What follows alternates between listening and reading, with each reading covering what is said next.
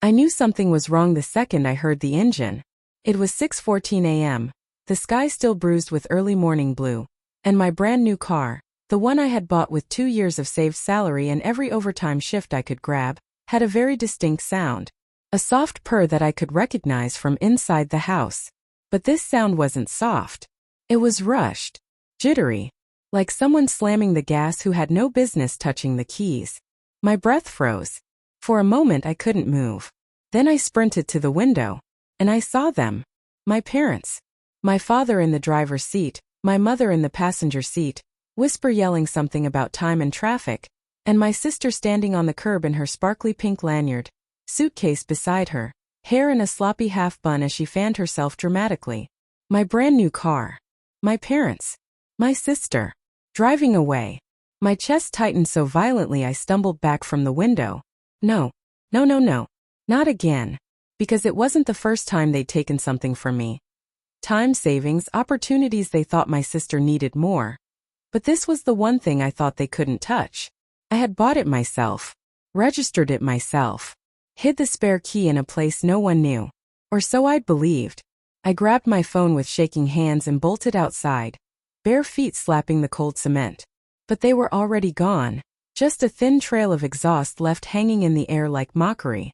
My breathing grew shallow, my heartbeat sinking with the ringing in my ears. They didn't. They couldn't. My phone buzzed. A message from my mother. We took the car for your sister. She needs it. You can use Uber for now. Don't be dramatic. Another message instantly followed. Be grateful. You're her big sister. You're supposed to help. A third from my sister. Thanks, babe Redheart. I'll give it back eventually. Eventually. That word cracked something sharp in me. Like glass under pressure. I wasn't crying. I wasn't yelling. I was empty.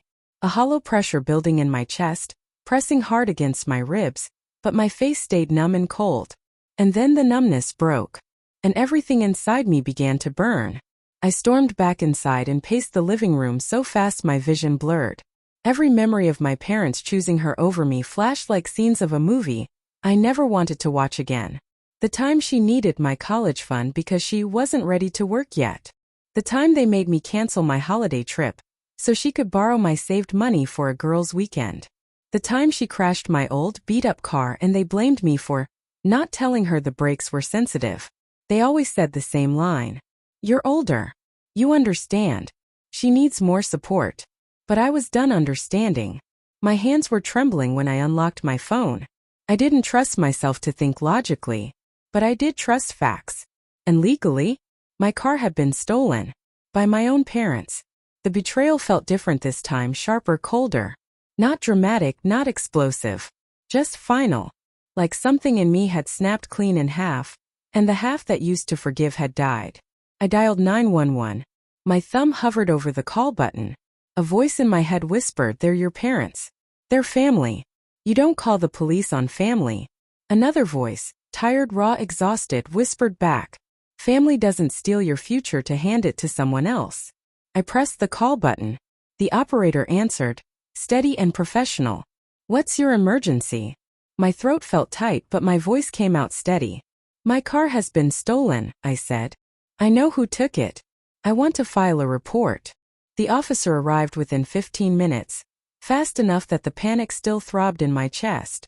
He was calm, respectful, and detailed, asking questions slowly while my fingers dug into the seams of the couch. Do you know who took the vehicle? Yes. Are they strangers? No. Names. I hesitated. Saying their names out loud felt like signing a betrayal in ink.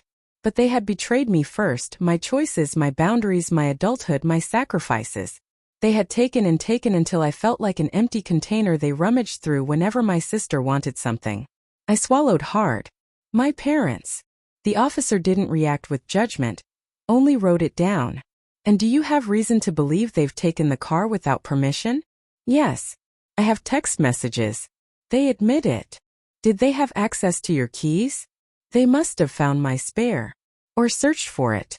He nodded slowly, expression tightening. That's still unauthorized. And they transported the vehicle without your knowledge. That qualifies as theft. A strange wave of nausea hit me, half relief, half fear. My eyes burned but no tears came.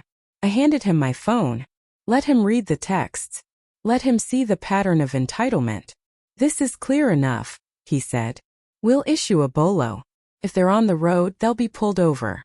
Do you want to press charges? My stomach dropped. Press charges. 2 words that could rip a family in half. But hadn't they already ripped me apart piece by piece? Do you want your car back immediately? Or are you comfortable handling this privately? He asked gently. Because once we move forward, it becomes an official case. My voice broke, not from sadness but from something else. Resolve. I want to press charges. The officer nodded. No shock. No judgment. Just acknowledgement. And in that moment I felt a shift, like I had finally chosen myself. 20 minutes later, the officer left and I sat alone on the sofa, staring at the wall as sunlight crept across the floor. My phone buzzed with messages, my mother calling, my father texting, my sister sending sarcastic voice notes, but I didn't open a single one. Then the call came. A number I didn't recognize. But I answered. This is Officer Ramirez, a firm voice said. We have your vehicle. It was recovered during a traffic stop. Are you available to come identify it and discuss next steps? My breath shuddered. She paused. And your parents are in custody. I froze. Not because I regretted it, but because hearing it out loud made it real. Really real. My parents. Handcuffed. In the back of a police car. My sister crying on the curb. I closed my eyes. A rush of emotion surged through me. Guilt, heartbreak, frustration, anger, exhaustion, grief. All tangled together until I couldn't tell one from the other. But beneath it all, a quiet voice whispered, they made their choice. Now you've made yours. I exhaled shakily. I'll come now. The police station smelled like old paper, disinfectant, and cold air. An odd combination that made my skin prickle the second I stepped inside. Every fluorescent light overhead hummed faintly, echoing in a way that made the whole place feel sterile and emotionally distant. Perfect, I thought bitterly. Because that's exactly what I needed to be right now, emotionally distant. Ma'am? This way, the front desk officer said. My legs felt heavy as I followed him down a hallway lined with faded posters about community safety and domestic reporting. The deeper we went, the harder my heartbeat pounded. Fast, erratic, stubborn. Each step felt like stepping closer to a version of myself I never imagined becoming. He stopped at a small office with a glass panel. Officer Ramirez will be with you shortly. I nodded, barely hearing him. My gaze drifted across the hallway to the holding area door. Thick metal, heavy hinges, and a slot for observation. My parents were behind that door. Mom, who always reminded me to wear sunscreen and drink water. Dad, who used to drive me to school at 6 a.m. when I was cramming for exams. Both of them now sitting behind a locked barrier. Because of me. Because of them. Because of years of choices that led to this morning. My throat tightened. I wasn't ready. Not for the confrontation. Not for the fallout. But the fallout was already here. Officer Ramirez entered quietly, a folder in her hand. Thank you for coming, she said, her voice steady. I want to go over everything and confirm how you want to proceed before we finalize the report. Okay, I whispered. She slid the folder toward me. Inside were printouts of my messages, the traffic stop report, the dashcam timestamps. This is all clear-cut, she said. Your parents admitted to taking the vehicle without your permission. Your sister said it was just borrowing. But legally that doesn't change anything. My jaw clenched. Of course my sister said that. Ramirez leaned forward slightly. You should know they're very upset. They're insisting this is a misunderstanding.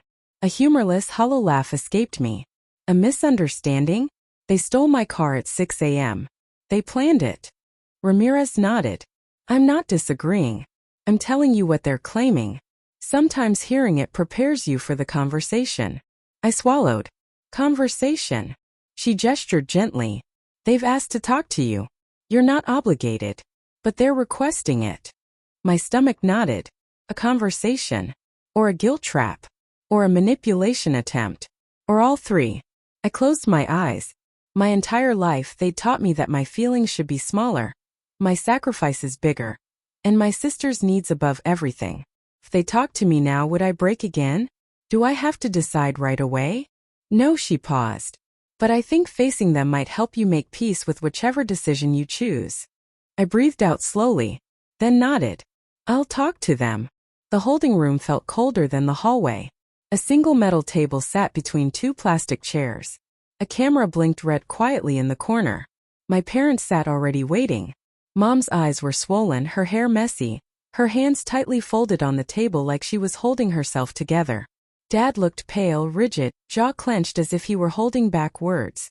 But it was my sister who hit me first, standing behind them, arms folded, rolling her eyes like she was the one wronged.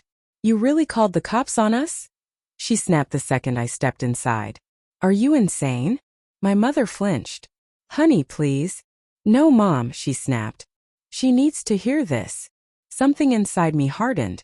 I sat down, folding my hands calmly on the table. Dad spoke first. His voice was disappointing but predictable, calm, rehearsed scolding. You overreacted, he said. This could have been handled privately. You embarrassed us. Embarrassed them. That word felt like acid in my stomach. Mom sniffled. We only wanted to help your sister. She had an important day. You should understand. And I had boundaries, I interrupted softly. You crossed them. Mom's lip trembled. We didn't think you'd do all this. I didn't think you'd steal my car, I said. My sister scoffed loudly. Oh, please. You're acting like we robbed a bank. I turned to her, and for once I didn't look away. You searched my room, I said quietly. You found my spare key. You planned this. She blinked, taken aback for only a second before rolling her eyes again. Whatever. I needed it more. You barely even go out. Dad exhaled sharply. We thought you'd be supportive. We didn't think you'd betray us. Betray. The word sliced clean through me.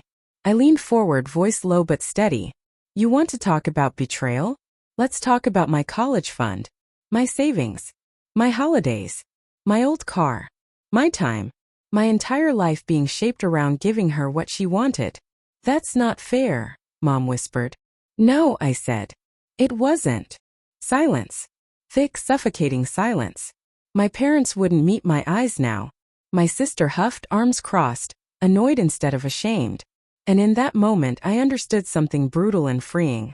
They would never see what they did as wrong. Because they had never seen me. Not really. Not as a daughter with boundaries. Not as a woman with her own life. Just as a resource. My voice softened. I'm not dropping the charges. Mom sobbed. Dad's face twisted. My sister's mouth fell open. You can't, she shrieked. I can, I said. And I am. But we're family. Dad snapped. I know, I whispered. And that's why this hurts so much. Officer Ramirez stepped inside right on time, sensing the escalation. That's enough, she said firmly. Conversation time is over. My mother reached for me, but I stepped back instinctively. Please, she cried, voice cracking. We're your parents. Don't do this. I swallowed hard because her pain was real. Real and heavy. But pain doesn't erase choices. I met her eyes. You should have thought of that before you took something from me again. My father's face crumpled for the first time. Not in anger, but in something almost like realization. Almost. Officer Ramirez gently guided me toward the door. My sister yelled behind me. You're ruining our family. You're just jealous of me. The door shut, cutting her voice off mid-scream. And I exhaled for what felt like the first time in years. Outside, the sky had fully brightened. The world was loud with morning traffic and sunlight bouncing off car windows. Ramirez walked me to where my car sat parked. A little dirty, a little scuffed, but mine. Still mine. She handed me the keys. You're stronger than you think, she said quietly. Most people wouldn't have gone through with this. I stared at the keys in my palm, small, cold, metallic. But they felt like something bigger. They felt like a beginning. Thank you, I whispered. She nodded. We'll keep you updated on the case. You'll need to give a statement later this week. I nodded, breathing in the crisp morning air. Okay. When she walked away, I slid into the driver's seat. My hands trembled on the wheel, not from fear but from release. From years of being unseen. From years of being the responsible one, the quiet one, the convenient one. For the first time I wasn't giving. I wasn't sacrificing. I wasn't apologizing for wanting my own life.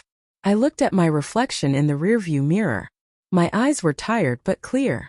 My posture small but straightening. My breath uneven but steadying. I pulled out of the parking lot slowly, feeling something uncoil inside me. Something fierce, something raw, something defiantly mine. A thought rose quietly, almost tender. This is what choosing myself feels like. And I drove home. Not as the daughter who owed everyone everything, but as the woman who finally said enough.